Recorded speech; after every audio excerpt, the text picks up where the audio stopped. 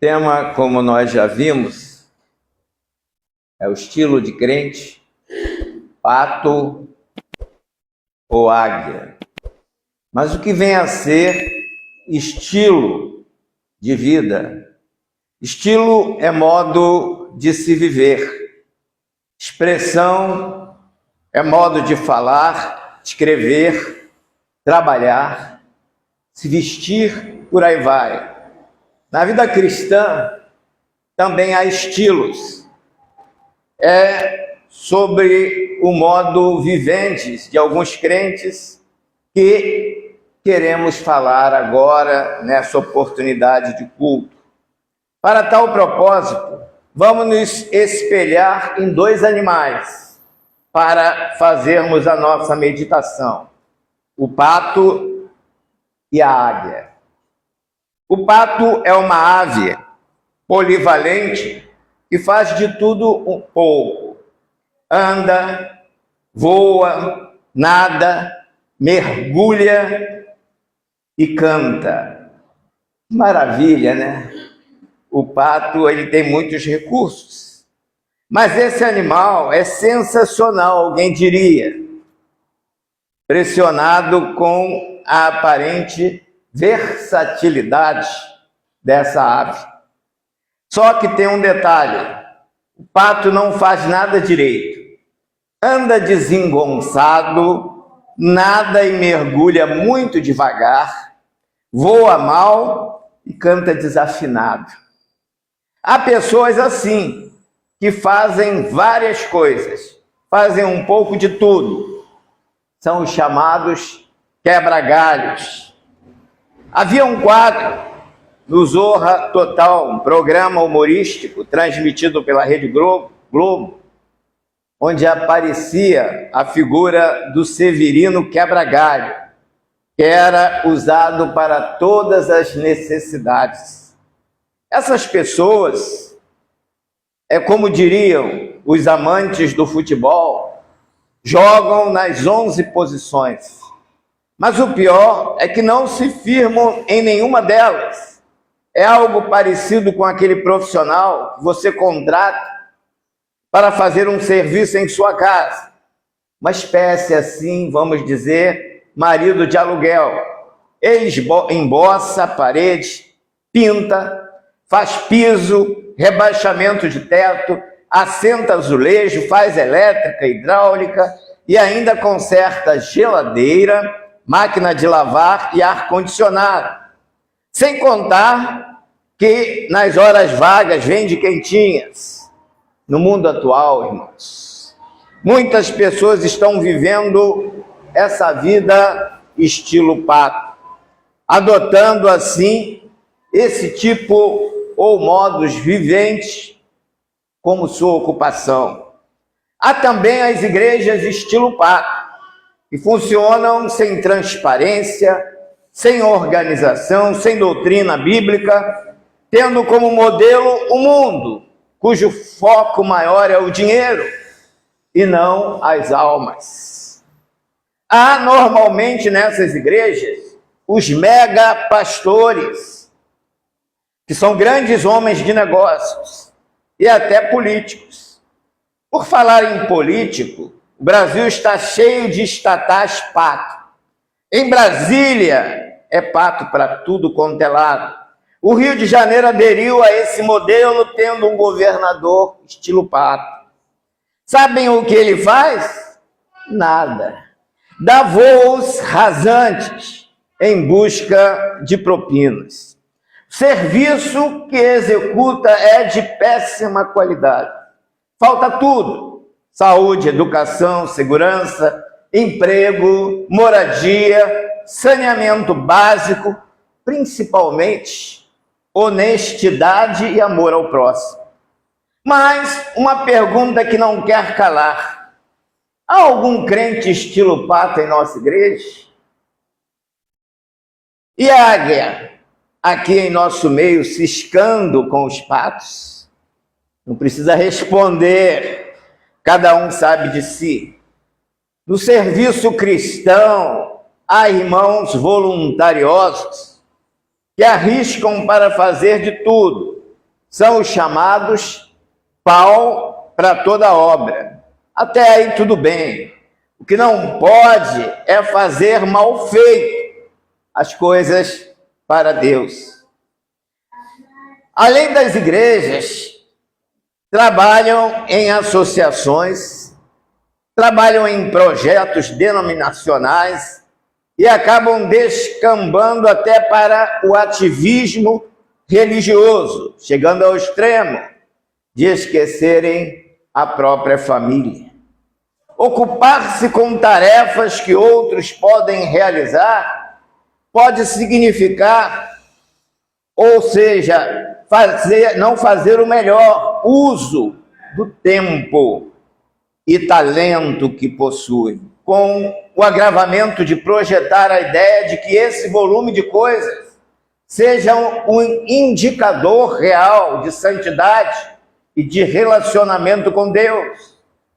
Quanto mais cargos ocupados ou obras realizadas em nome de Deus não são garantias de espiritualidade e santidades cristãs, muito menos garantia de entrada nos céus. A Bíblia diz: maldito o homem que realizar a obra de Deus negligentemente, como diz o texto que nós acabamos de ler em Jeremias. Em qualquer tempo, nós temos que estar atentos para as necessidades da obra de Deus e buscar o melhor, porque Deus deu o melhor de si para nós, e porque nós vamos dar o pior ou as sobras para Ele. João Batista realizou um dos mais curtos ministérios, que durou de 6 meses a 1 ano. No entanto, Jesus falou que dos nascidos de mulher, nenhum foi maior do que João Batista. Mateus, capítulo 11, versículo 11. Em contrapartida, Marta se afadigou muito em diversas tarefas de casa para receber Jesus. Fez comida, varreu a casa, tirou o pó dos móveis, preparou sobremesa, arrumou a casa, mas Jesus, ao avaliar as 2 irmãs, disse que Maria escolhera a boa parte, a melhor parte. Lendo a parábola do trabalhador de diversas horas de trabalho, registrada em Mateus capítulo 20, percebe-se que Jesus não avalia a quantidade de horas trabalhadas, nem o volume de serviços prestados, mas a qualidade deles.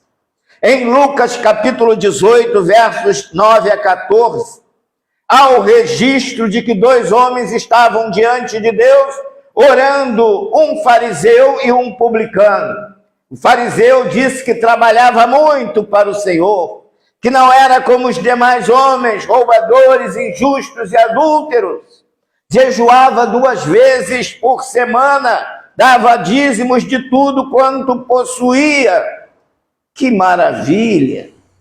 Que santidade! Tantos atributos, não é mesmo? Só que Deus não ouviu a oração desse fariseu. A fala desse fariseu é semelhante à do pacto, é desarticulada e confusa. Muitos crentes que se exaltam com o que fazem aos olhos de Deus são como pato cantando, confusos e desafinados. O crente estilo pato não anda retamente com firmeza. Seu andar denota desânimo, insegurança. É um andar desengonçado. Seu voo é rasteiro, rasante, não consegue atingir as grandes alturas. Ele está bem mais próximo da terra do que do céu. Assim também é o seu mergulho. Ele não vai às profundezas de Deus. Ele não vai às profundezas das águas. Ficam mais na superfície. Como o crente estilo pato, que fica mais na superfície e não mergulha nas profundezas de Deus. E quem está perto da superfície fica mais fácil ser alcançado pelo predador. Quantos crentes com tantas qualidades como o Pato usam mal essas virtudes, cantam para receber aplausos de homens, pregam colocando-se sempre em superioridade aos demais, contribuem não por amor, mas para seus nomes não aparecerem vazios na lista de contribuintes, dão mais valor aos cargos de maior notoriedade do que os que pouco aparecem, se orgulham de ter várias funções, mas se esquecem que todas elas precisam ser bem executadas. Quem trabalha bem um talento é melhor aos olhos de Deus do que quem trabalha mal os 5 talentos que eventualmente os possa ter. Nós podemos ver isso, essa avaliação em Mateus, capítulo 25, versos 14 a 30, na parábola dos talentos.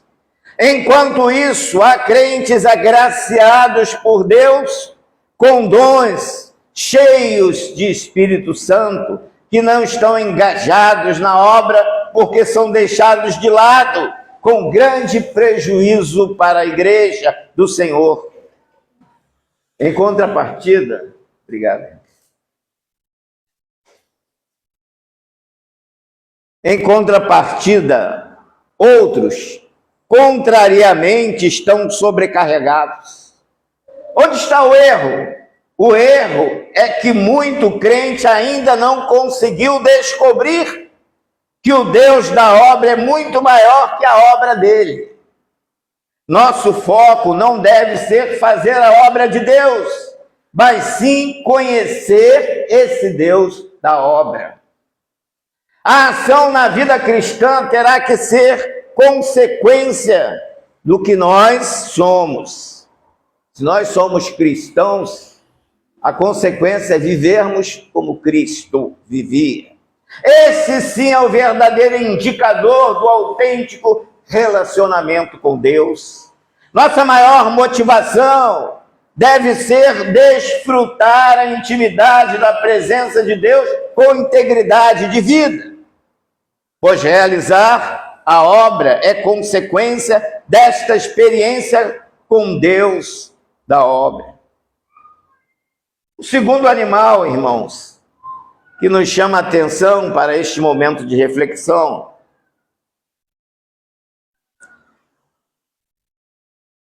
é a águia.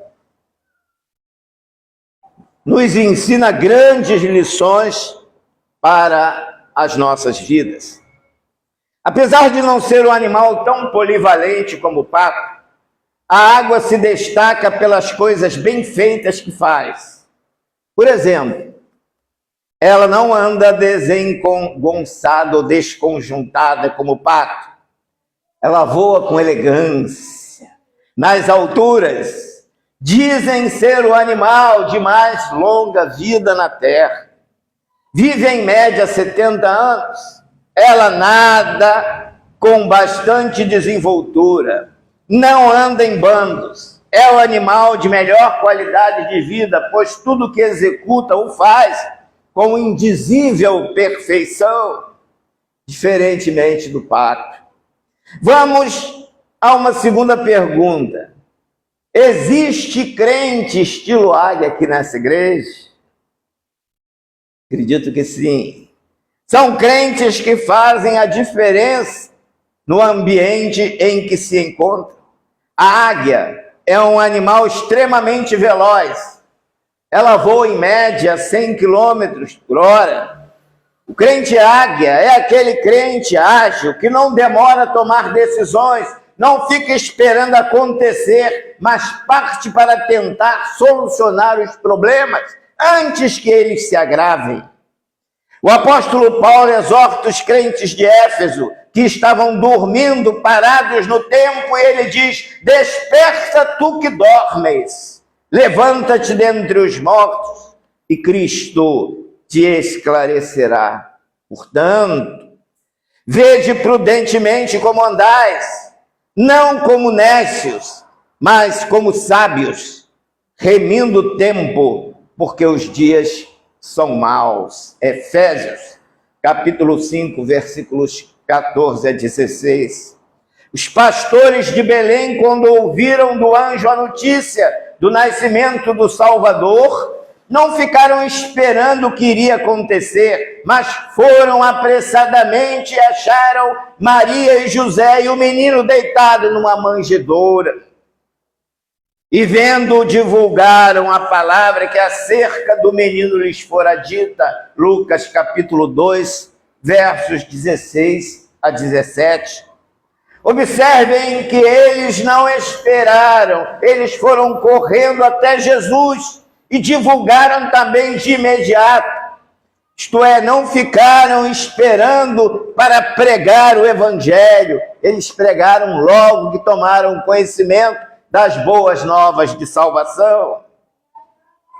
O evangelista Mateus descreve no evangelho que leva seu nome, no capítulo 28, versículos 7 a 8, que um anjo do Senhor disse a Maria Madalena e outra Maria que foram ver o sepulcro. E depois, imediatamente agora, e dizei aos seus discípulos que já ressuscitou dos mortos. E eis que ele vai adiante de vós para Galiléia. Ali o vereis, eis que eu vou-lo tenho dito. E saindo elas apressadamente do sepulcro, com temor e grande alegria, correram a anunciá-lo aos seus discípulos. A obra de Deus precisa de urgência, irmãos. Enquanto nós estamos aqui neste culto, muitas pessoas estão morrendo sem Cristo e sem salvação. E o pior é que existem pessoas bem próximas a nós, familiares nossos, que estão sem Cristo. O crente estilo águia é ligeiro para pregar o evangelho, é ligeiro para realizar a obra de Deus, é ligeiro para contribuir com os dízimos, campanhas e ofertas, é ligeiro para fugir do pecado. Uma outra qualidade incrível que a águia possui é a de ver bem adiante. Ela consegue enxergar o alvo a 8 quilômetros de distância. É um animal de visão privilegiada. O crente águia, ele vê além dos crentes comuns e das pessoas normais. Ele enxerga com nitidez o eterno e não o temporal. Ele vê o espiritual e não o material. Ele antevê as coisas que poderão acontecer de ruins para o crescimento da igreja. Paulo e João, em visões celestiais, viram a glória de Deus. Infelizmente, há pessoas que só veem a glória dos homens. Moisés escolheu ser maltratado com o povo de Deus do que por um pouco de tempo ter o gozo do pecado, tendo por maiores riquezas o vitupério de Cristo do que os tesouros do Egito, porque tinha em vista a recompensa e pela fé deixou o Egito, não temendo a ira do rei, que ficou firme como vendo o invisível. Hebreus capítulo 11, versos 24 a 27. Uma outra característica que a águia possui é de não andar em bando. Ela tem a sua individualidade. O crente águia precisa ter sua individualidade também. Jesus teve vários momentos de individualidade com o Pai. Na oração do Pai Nosso, ele ensina: mas tu, quando orares, entra no teu quarto ou aposento e fechando a tua porta, ora teu Pai que está em oculto, e teu Pai que vê secretamente te recompensará. Evangelho de Mateus, capítulo 6, versículo 6. Tem ocasiões que você precisa estar só. Há lugares onde não deve ir muitas pessoas. Dentre os 12, Jesus escolheu 3 para ir à casa de Jairo. Evangelho de Marcos, capítulo 5, versículo 37. Os mesmos discípulos estiveram com Jesus no Monte da Transfiguração. Por que não estavam os 12 ali? Porque vida cristã não envolve quantidade, mas sim qualidade de vida. A águia é uma ave que sempre está acima das tempestades, porque ela voa nas alturas. O crente águia não pode se abalar com as tempestades da vida, porque ele está acima delas. Como diz o salmista, os que confiam no Senhor são como o monte de Sião, que não se abala, mas permanece para sempre. Salmo 125, versículo 1. Dentre as 3 coisas que maravilharam Agur, autor do capítulo 30 de Provérbios, está o caminho da águia no céu. Jó diz que as águias fazem o seu ninho nas altas montanhas. Jó capítulo 39, versículos 27 a 30, porque lá são lugares seguros. O dicionário da Bíblia de John Davis apresenta a águia como ave de rapina, vultosa, ligeira de voo, com grave poder visual, e que constrói seus ninhos nas rochas elevadas e inacessíveis. Cita o escritor que a águia tem grande cuidado na educação dos seus filhotes, enquanto pequenos, ensinando-os a agir por si mesmos, impelindo-os para fora do ninho, provocando-os a voar e voando sobre eles em seus primeiros ensaios para dominar os ares. O crente águia ensina na teoria e na prática o filho o caminho que ele deve andar, porque até quando se envelhecer, não se desviará dele. Provérbios, capítulo 22, versículo 6. Uma coisa que eu não poderia deixar de falar sobre a águia é que ela só come o melhor da presa. Ela sabe selecionar a melhor comida. O que é inferior, ela deixa para os outros animais. Jesus nos ensina em João: uma comida eu tenho para comer que vós não conheceis. A minha comida é fazer a vontade daquele que me enviou e realizar a sua obra. Evangelho de João, capítulo 4, versos 31 a 34.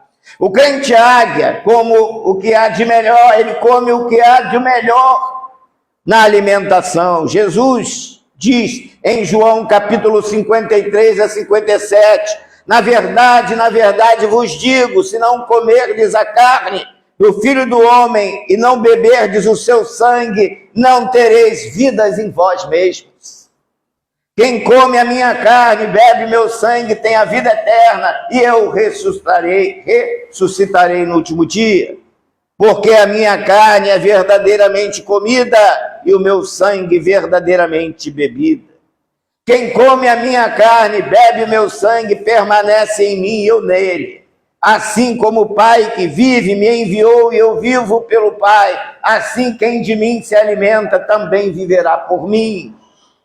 Jó, no capítulo 9, versículo 26, fala da velocidade da águia, quando parte em direção à comida. Todo crente deve ser veloz na busca do alimento espiritual. Para encerrar o assunto sobre o estilo da águia, lembro de uma fábula bastante usada em psicologia que diz o seguinte: quando a águia atinge a faixa dos 40 anos de vida, seu bico começa a se curvar em direção ao peito. Suas garras ficam compridas e flexíveis. Não consegue mais agarrar suas presas, das quais se alimenta. As asas envelhecidas e pesadas em função da grossura das pernas dificultam seu voo. Então a águia só tem 2 alternativas: morrer ou enfrentar um doloroso processo de renovação que irá durar cerca de 150 dias. Esse processo consiste em voar para o alto de uma montanha, se recolher em um ninho próximo a um paredão, onde ela não necessite voar. Então, após encontrar esse lugar, a águia começa a bater com o bico em uma rocha até conseguir arrancá-lo. Após arrancá-lo, espera nascer um novo bico, com o qual vai depois arrancar suas unhas. Quando as novas unhas começam a nascer, ela passa a arrancar as velhas penas. E só 5 meses depois sai o famoso voo de renovação para viver. Então, mais cerca de 30 anos. Se é um mito, ainda não foi provado se é, mas como exemplificação, como ilustração, cabe apresentar neste momento. Ou seja, ela se torna uma nova criatura, ela se torna uma nova águia. A Bíblia diz que o crente águia, que está com Jesus, é uma nova criatura, e as coisas velhas já se passaram e tudo se fez novo. E o apóstolo Paulo fala em Romanos capítulo 12, que o processo de renovação envolve sacrifício. Quando ele diz: rogo-vos, pois, irmãos, pela compaixão de Deus, que apresenteis os vossos corpos em sacrifício vivo, santo, agradável a Deus, que é o vosso culto racional, e não vos conformeis com este mundo, mas transformai-vos pela renovação do vosso entendimento. Romanos, capítulo 12, versículos de 1 a 12. Nós temos que nos sacrificar, esmurrar o nosso corpo para vencer o pecado.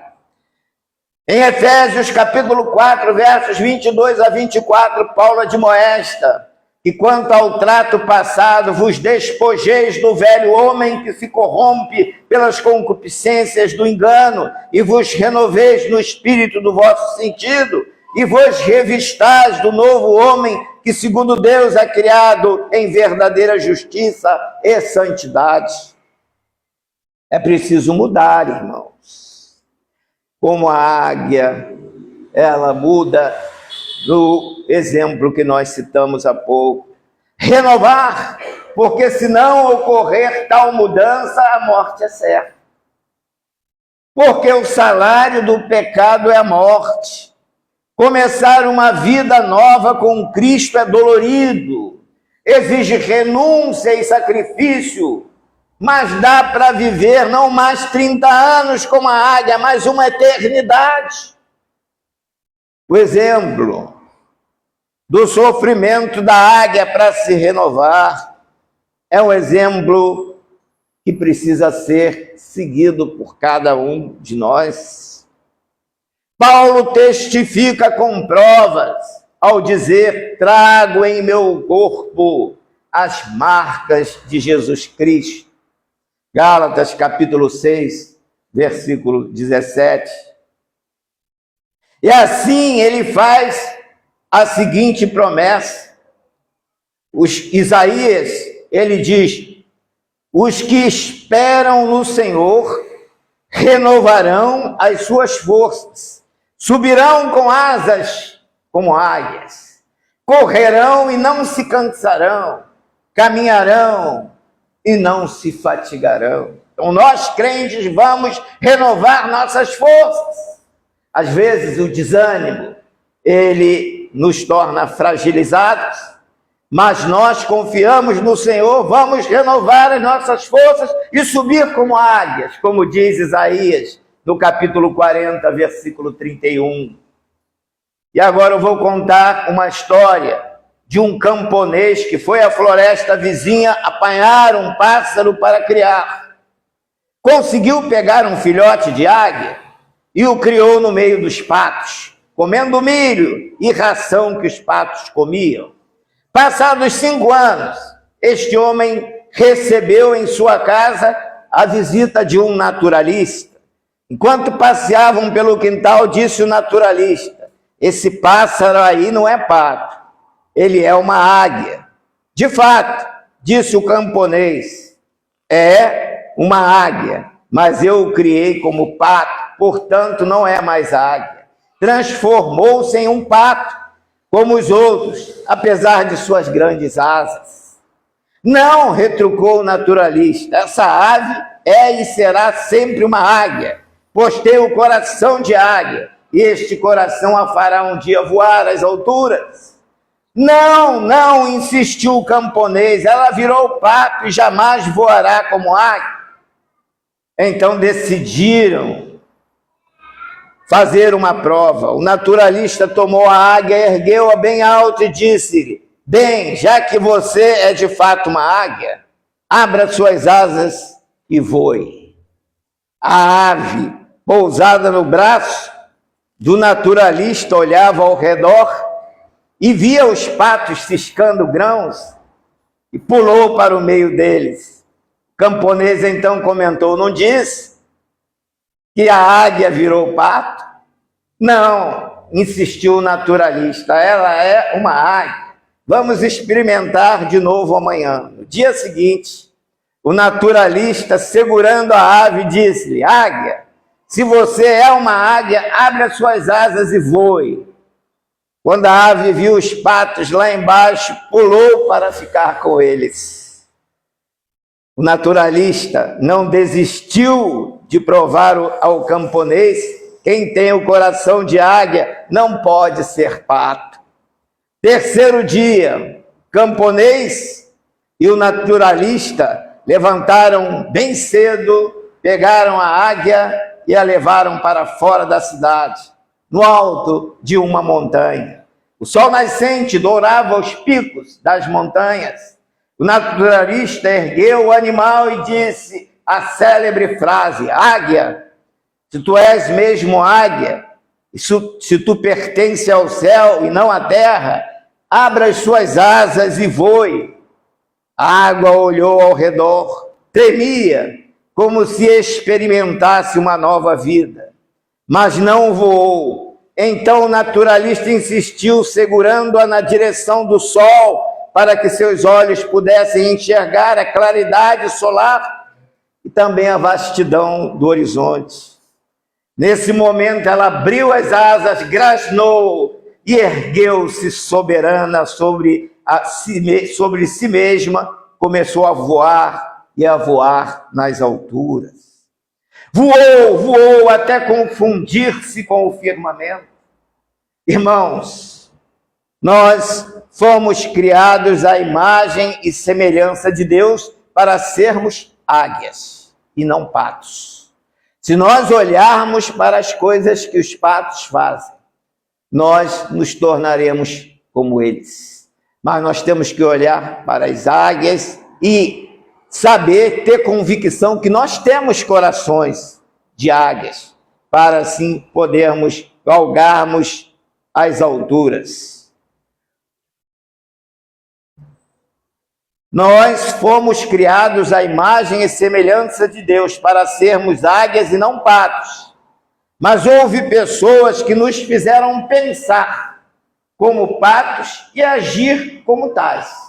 Às vezes, o crente, que é a águia, ele é influenciado por pessoas e ele passa a depreciar-se a si mesmo e não valorizar, não ter a si próprio, não tendo mais autoestima, e ele passa a pensar que é um pato.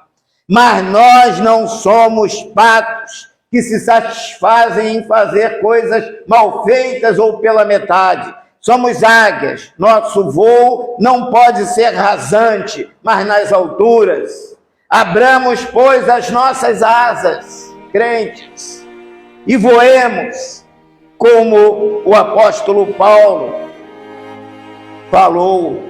Portanto, se já ressuscitaste com Cristo, buscai as coisas que são de cima, pensai nas coisas que são de cima e não nas que são da terra. Colossenses capítulo 3, versículos 1 a 2. Mas para pensar e buscar as coisas de cima, como diz o apóstolo, é preciso voar como a águia. Concluindo, depois de tomar conhecimento dos dois estilos de vida, estilo pato e o estilo águia, qual que você adotaria para a sua vida cristã? A de pato ou a de águia? Pense nisso e escolha a melhor para a sua vida.